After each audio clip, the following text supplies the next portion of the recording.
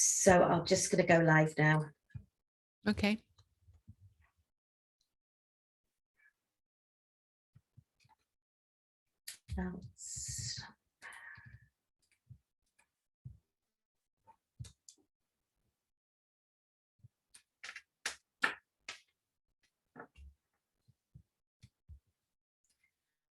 So hi, welcome to Here with the Real.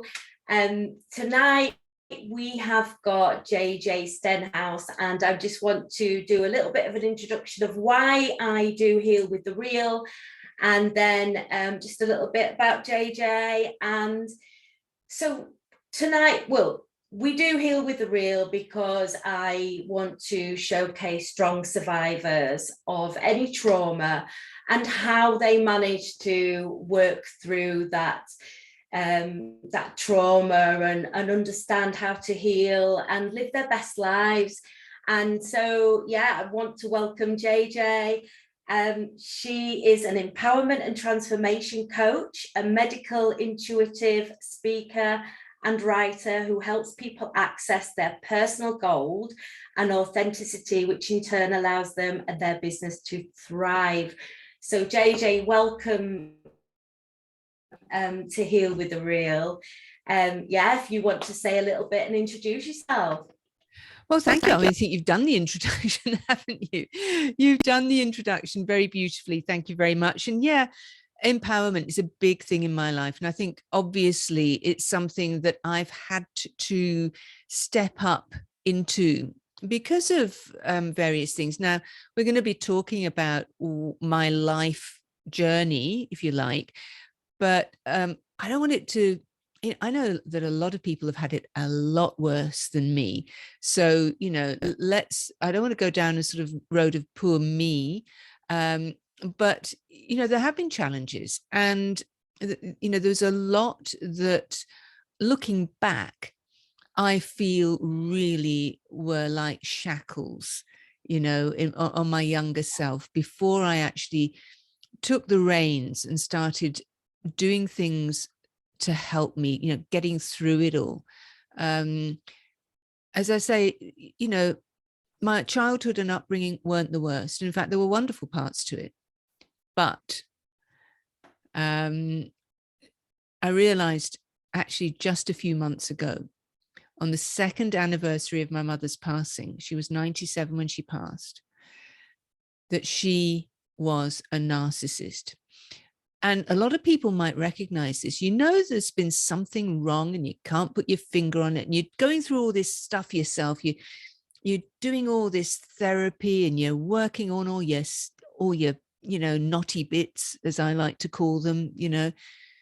And you think, well, yeah, but I can't quite get to grips with this that happened in my childhood. And I can't quite get to grips with that. And you know, I don't know where that came from, and why did I react in that way? And when I was able to put the name to it and was able to see that my mother had been a narcissist, not the worst, but nonetheless, everything fell into place, and it was almost like a freedom. It was like a release that I finally could put a name to it and identify and realize what had happened, and actually then move on. I think it's important to name something for you to be able to move on. And what can you describe to listeners what a narcissist is for anybody that doesn't recognize or may be living with a narcissist and is not sure? Well, there are a lot of traits, and there are different kinds of narcissists. You know, but the thing to remember about narcissism is that it's always born out of some kind of, you know, trauma or abuse in childhood. That it comes out of feelings of insecurity. It comes out of feelings of lack of self-worth. It, you know, in a way, you have to have compassion for a narcissist. Now, it doesn't mean to say that the way they act towards people isn't difficult and hard to bear. It is.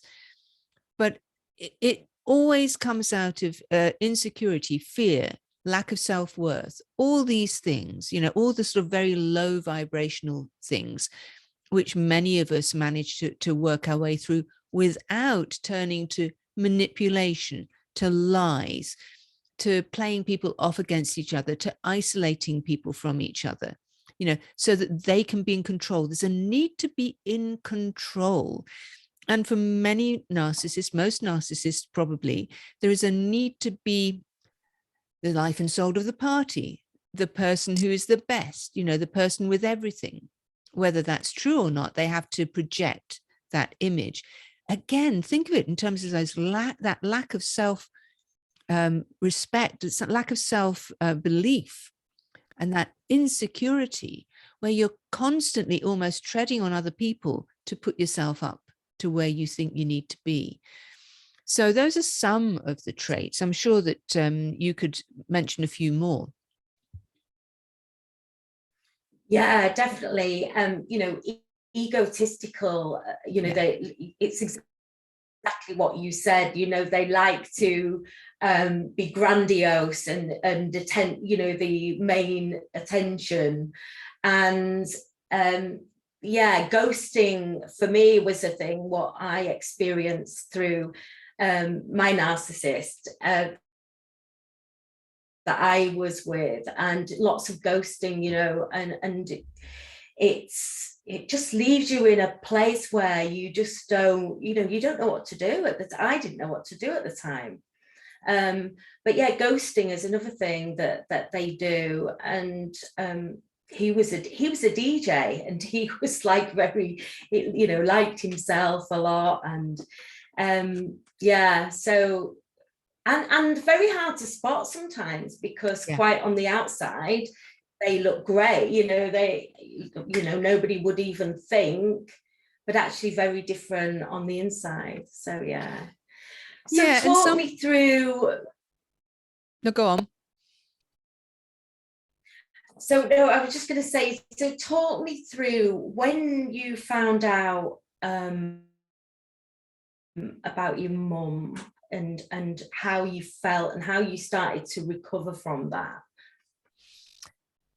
Well, I would say that recovery has been a lifelong journey. I left home when I was 17 because I couldn't bear it any longer. People used to say to me, "Oh, yeah, it was so brave that you left home at the age of 17." No, it wasn't. It was like survival to me. I couldn't stay around, you know, for any longer without feeling that I was going to drown in all of this. I mean, the dynamic between my parents was difficult, to say the least, at the time. Things were not great, and I just couldn't take anymore. And one of the things was that, you know, my mother had this way of constantly doing my father down, constantly telling all of us, I've got two sisters, you know, what a nightmare he was, how he was this, how he was that, you know, constantly doing him down. And that becomes very heavy. You know, it becomes very difficult to bear. And I was maybe about 14, 15 when she started telling me all her, you know, her stories, all her feelings, and unburdening herself on me. I was 15. I didn't want to hear that. Yeah. I didn't want to hear what she was going through. I felt that I'd lost my childhood to some extent, and that she was robbing me of my childhood and making me become this adult. Yeah. To look after her. Yeah. And I think that's also something which people who have narcissistic parents will find as well. So I left home, and my father disowned me because he was affronted by the fact that I would leave home. But it's interesting, you know, they were going through a very tough time. They'd lost a lot of money. They'd had to come back from where they were living abroad, and things were tight. You know, it was very stressful. I get that, But as somebody said to me the other day when I was talking about how I realized now that, I believe my mother was a narcissist. And she said, what happened at that time? Did your mother go out and get a job? I said, oh, no, she didn't. She just complained about what a waste of space my father was. Oh, again, that's something which is kind of textbook, right? Yeah, absolutely. So, but I didn't know that at the time. I didn't even think about that at the time. Why would you? And so I left home, but as I say, always having this feeling of not really quite being safe, not really quite being able to relax, needing somebody to look after me, feeling actually, I was probably a nightmare in my late teens and early 20s, being so needy of love and comfort. Now, my mother would say, and I'm sure she did, that she loved all her children. But so interesting. She would say often, rather than I love you, she would say, I know all my children love me. Okay. And it came to the point where there was something in that every time she said it, I just thought, do you, what, why don't, and there were so many instances of things like that. If I did something which was, I think, which any other, well, not any other parent, but other parents would have celebrated, like maybe I'd got a new job, or maybe I'd got, achieved something. Rather than saying, oh, wow, that's fantastic, well done, you must be so pleased, let's go celebrate, it would be, is that good? So, not being able to celebrate other people's achievements was another thing. Now, I'm sure she was proud, and she did display that kind of pride often-ish through the years, but it was always when she could be seen to other people as an extension of that success. If it was just between us, it was never really celebrated. So this was another thing that fell into place when I realized she was, thinking, of course, this textbook, right? Yeah, which sounds like a covert narcissist as well, one of the questions that I wanted to ask you, so you left home and you said that you felt, you went for people and you were quite needy. When did you meet your first partner, and how was that? What happened there? Well, my first husband, I met him through work, and I would have been, about 20? We got married when I was 22. And as I say, I was probably far too needy, and it just fell apart after about 3 years. And I went through a very bad time. I think that everything that had happened from home, from before I left home, and then in the few years after, just kind of caught up with me, and I just had a meltdown. And really needed support, which I don't think I got from anybody. But then people didn't kind of understand what was going on, and neither did I. So, and this is what I see looking back all the time, is that I didn't know what was going on either. I didn't know why all this was happening. I didn't know why I would react in certain ways to certain things. I do now. So yeah, that lasted 3 years, and it was many years before I had a second marriage, and that didn't last very long either. But I think that, again, when you don't have the role models for a good relationship, it can be very difficult to slot into that role. Yeah. So I think that's partly what happened with me. And then sort of over the years, I've got used to living on my own with, partners here and there, but not married partners, and not live in necessarily. So I think I developed an element of, self-sufficiency and strength.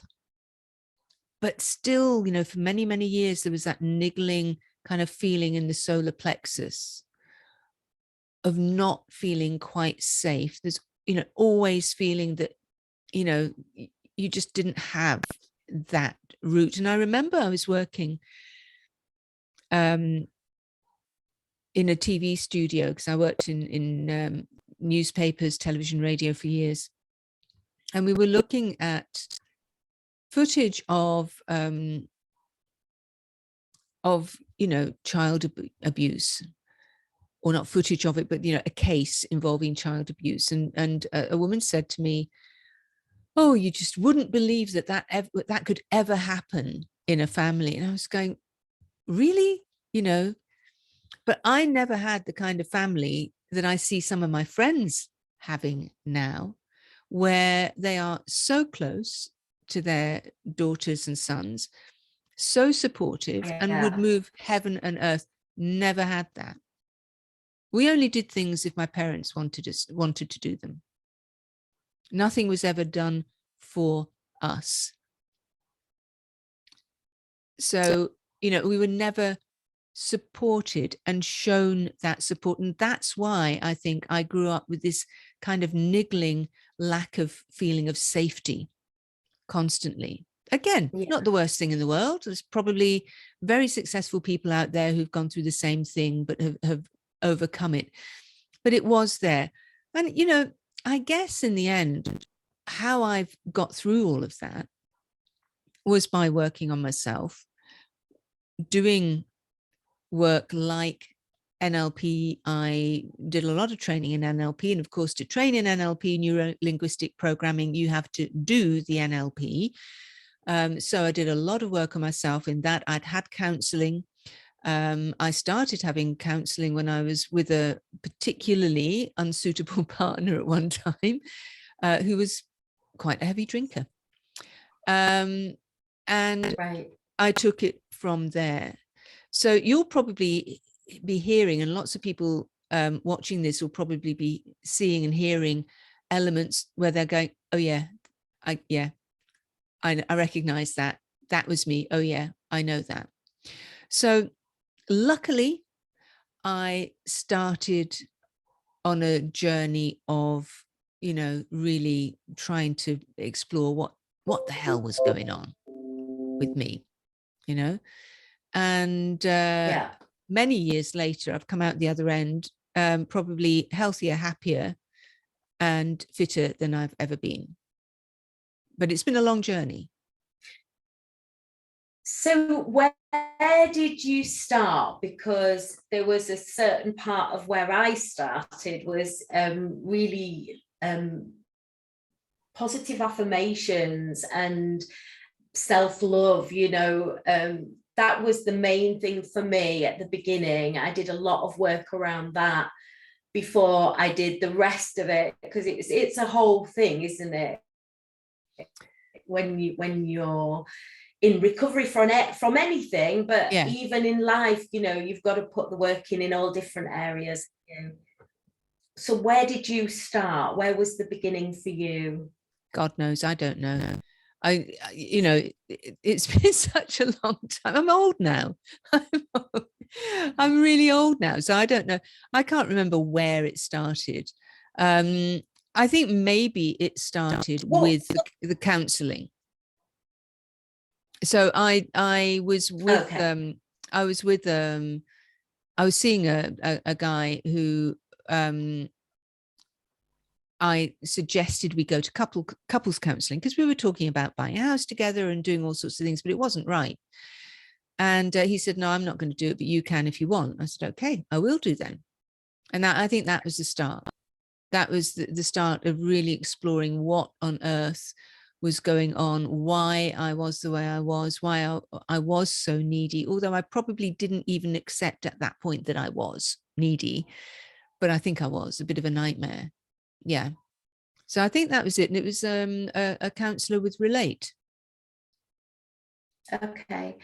What would a day for you comprise of getting up? Do you have any rituals that you stick to? Do you have a morning ritual that you do before you do your work? Or what is a day like for you? That's an interesting question. I don't have a normal day. I do whatever work needs to be done.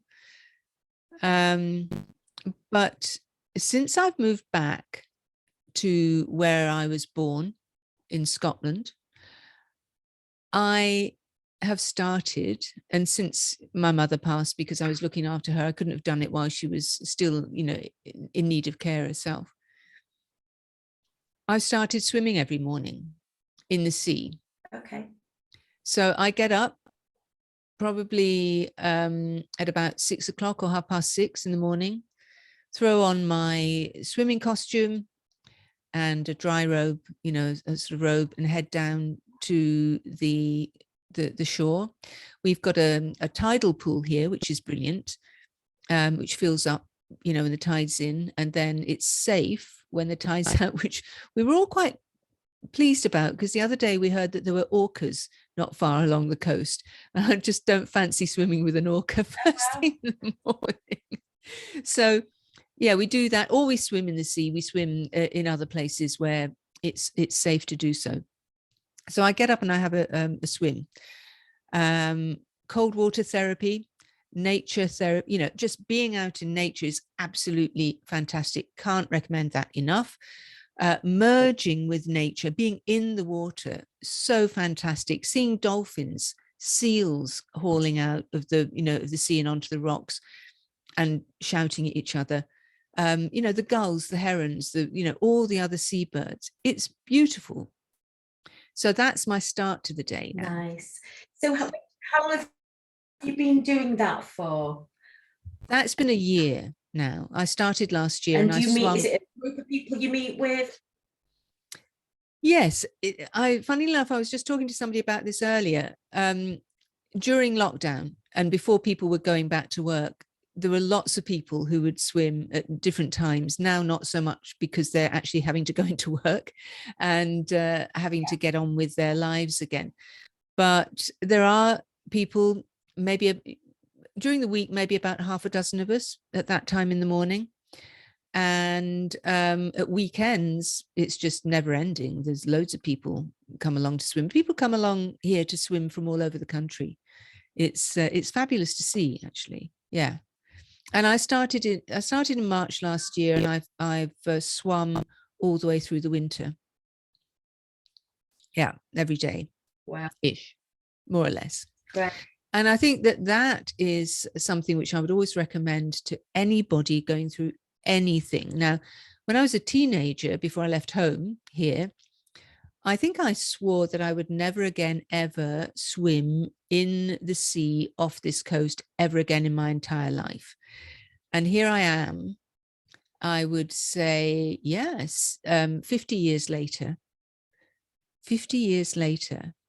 doing just that, and not just swimming off the coast occasionally, but every morning, getting into that cold water, the cold sea, and having a swim and loving it.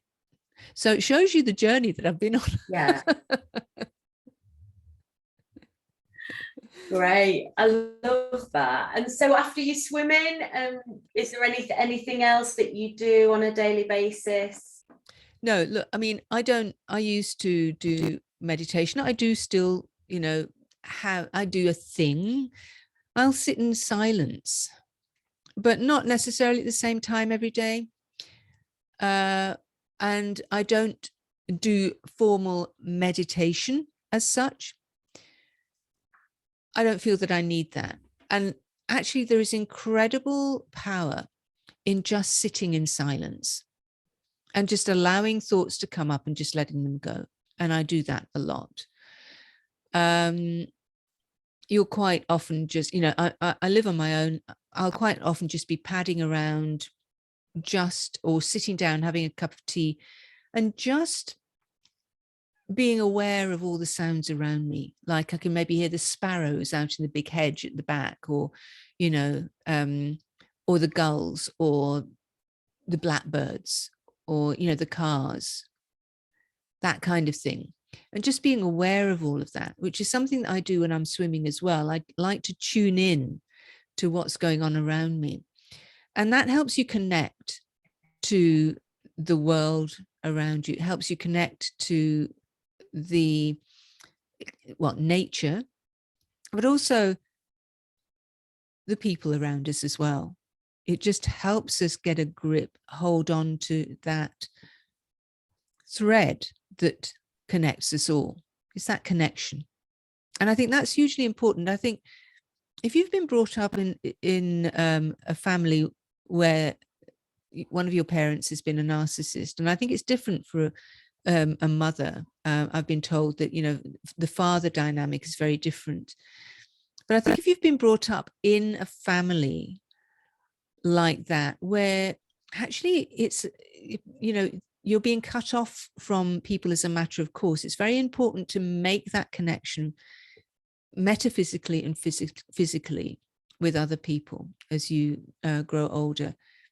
So I know with my mother, she pretty much cut herself off from other people more and more as she grew older. And that's not healthy. It's not great. So I think one of the things that maybe we have to do is to consciously just feel into connection more, so that we can get that support, because I think that's at the root of that feeling, that sort of, icky feeling of fear in the solar plexus. It's that you've been cut off from anything that might hold you, when in truth, everything that's around you can hold you, and you can hold yourself. Yeah, it's so important, isn't it, to live in the present and be in the present.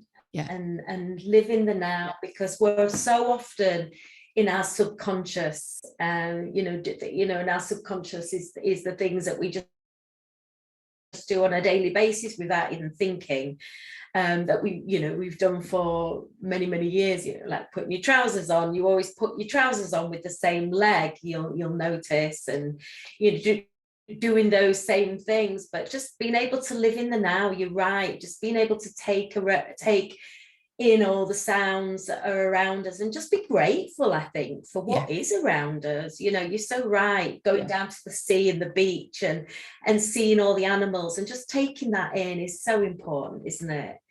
I think it's so been huge. I would really, my next question, oh, sorry. No, go on. I think we've got a bit of a delay on I was just going to ask you, there was a little bit of a delay, so sorry about that. I was just going to ask you the last couple of questions, JJ, a little bit about what you do now and your job. Okay, well, all through this life, I've been aware that I could see things, hear things, and feel things that other people maybe couldn't. So it was quite the empath, and tuned in to other stuff that maybe people couldn't. Now, that wasn't poo-pooed, funnily enough, in my family, because they kind of accepted it. I think my mother was a little bit that way, my father too. They were quite, there was something of that going on in them, that kind of empath. They would maybe call it psychic ability. I don't call it that, because that muddies the waters somewhat. But it is being able to pick things up that other people maybe don't. And so I've always been able to do that. I've always had this ability to help people heal, and used to work with our pets when I was younger as well. And so that's followed me all through my life. Then I went into a career in journalism. And I'm a Gemini, double Gemini, moon and sun in Gemini, and loads and other planets, Mercury in Gemini. So heaven help me, journalism was probably one of the jobs that I was going to have to do at some stage. But the hilarious thing was, I would be, on the one hand, this hard-bitten journalist doing all this news stuff, and on the other hand, I would be this person who hankered for the natural world, the good life, and working with energy and healing and all that sort of stuff. And of course, it came to a point where the two couldn't be together. I had to move out of actually a fairly toxic environment, which was in the news and current affairs world. And I had started doing coaching. And so I moved fully into that, and also working with people one-to-one to help them get through stuff. So now what I do is I will help people, mentor them or coach them in how to move through all these barriers which have been put in place over a lifetime sometimes, and connect with what's really the root of our power, so that we can reclaim our power and be the wonderful sovereign beings that we actually are, which we've been kept from for so long. And you mentioned ghosting. The gaslighting was just extraordinary, throughout my life with the family, even up to quite recently. So having the strength to not let that affect you and move away from that. And I help people do that, find their true authentic selves, and then express that. That said, I have a radio show called Alchemy 101 on UK Health Radio. And that is all about transformation. That is about helping people in loads of different ways transform their lives, whether that be in terms of health, whether that be in terms of mental health, or just, being more empowered and getting out of this place where you may or may not feel victim to certain elements around you that you had no control over.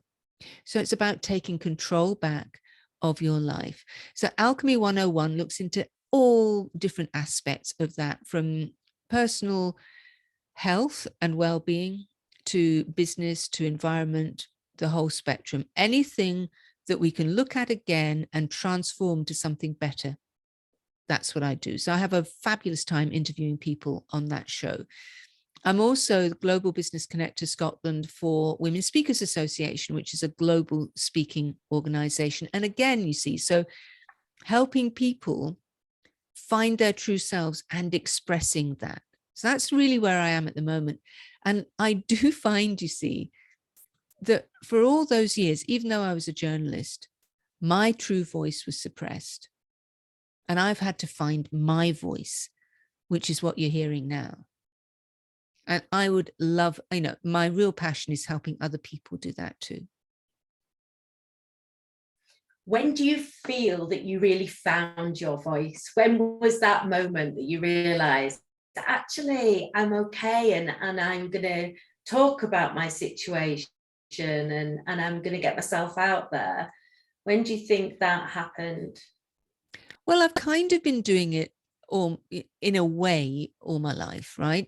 As a journalist. But you're right. The thing about that is that I was always telling somebody else's story.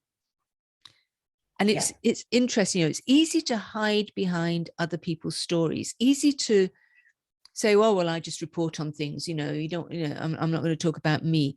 But I did say years and years ago to a colleague that I would write the story of my life, my family, my life, but I would have to wait until my parents had passed before I did it.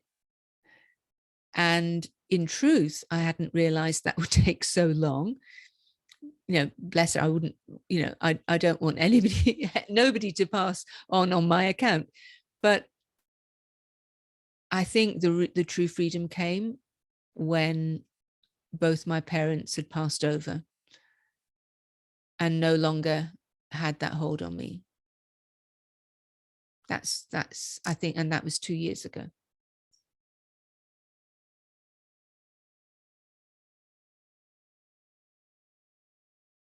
Oh, I lost you then. There was a delay. Oh, right. Did you get the end of that? I said that, you know, that was 2 years ago. No, it must have cut out. Just, do you want to repeat that last bit again? Yeah. So I was telling the story about how I said years and years and years ago that I would tell the story of my family, my you know, our life one day, but not until my parents had both passed. Hadn't realized it would take quite so long.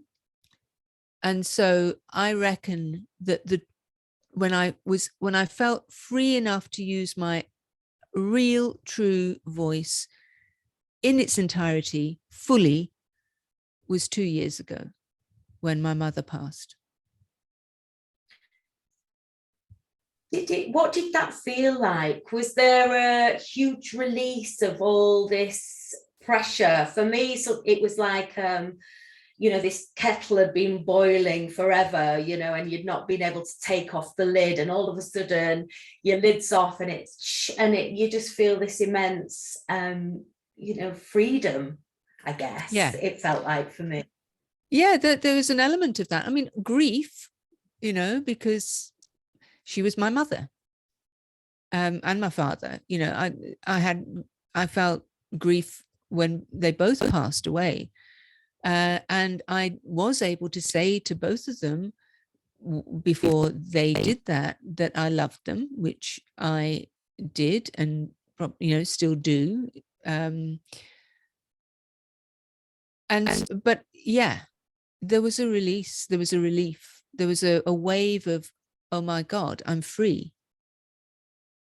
Yeah. Which I hadn't expected.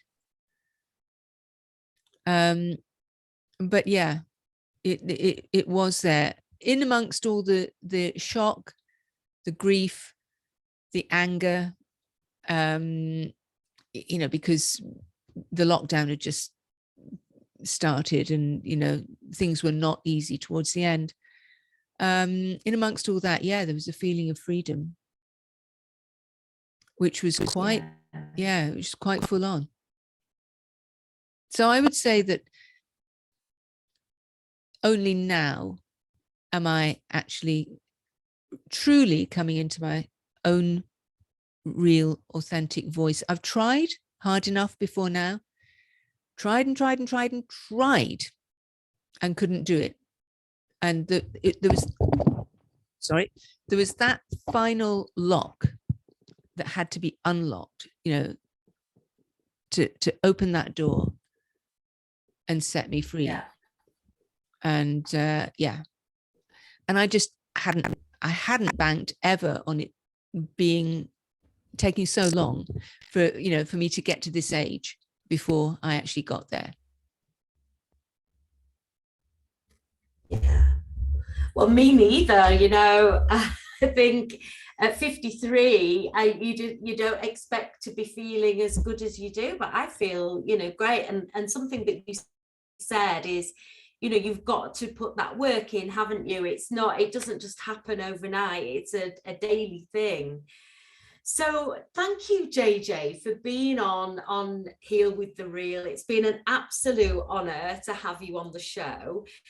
Just finishing, I would like you to give me 3 things that you would say would give you a, you know, happy life. There's 3 things for me: is exercise, doing things that make you happy, and just having gratitude for what's around you. They would be my 3 things, my main 3 things. And maybe not eating as much as you need, you know, listening to your stomach. What would your 3 tips be? Well, I mean, there's probably loads. I'll choose 3. Okay. So one of them would be gratitude. Yeah. Gratitude is enormously powerful.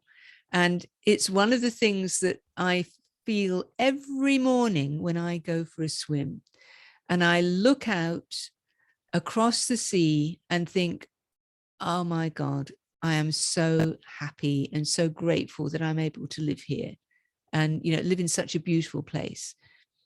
Secondly, know that there is nothing wrong with you. You are all you need to be. You just need to uncover it all, dig it all out, get rid of the layers that have been placed on you. And my third one would be live in line with nature and don't live against it. And that includes eating a natural, whole food diet, changing your eating habits if needs be, listening to your body, not eating as much, but also taking care over what you put onto your body, around your body. And this is something that I go into in my coaching and mentoring. What are you surrounding yourself with? Toxins? What? You know, let's pare it all back. Go for a much more simplified life in line with nature. And, you know, you'll be a lot happier, I think. I think too, definitely, without doubt. It's been an absolute pleasure. Thank you so much for being on here with The Real. Yeah, do you want to have a final say, a final word? No, it's just thank you so much. It's been really lovely. I hope people have, you know, got something out of it. And yeah, thank you so much for inviting me on. I'm sorry about the internet connection. It seemed to be stalling quite a lot and there was a bit of a delay, but hopefully it hasn't caused too much of a problem.